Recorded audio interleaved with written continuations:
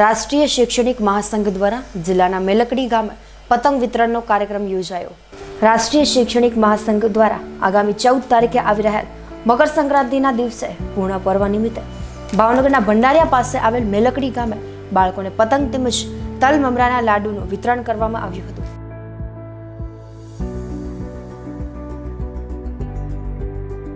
શિક્ષકોને આપણી સાથે જોડી અને સાથે આપણે રચનાત્મક કાર્યો પણ કરી એવો આપણે સહિયારો પ્રયાસ કરવાનો છે।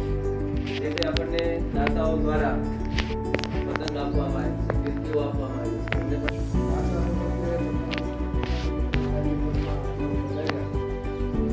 આપણું સંગઠન વધારે મજબૂત બને, વધારે લોકો જવાબદારી લેવા તૈયાર થાય, એકબીજાની પોતાની જવાબદારી લે, સ્વીકારે, નિભાવે એવી અપેક્ષા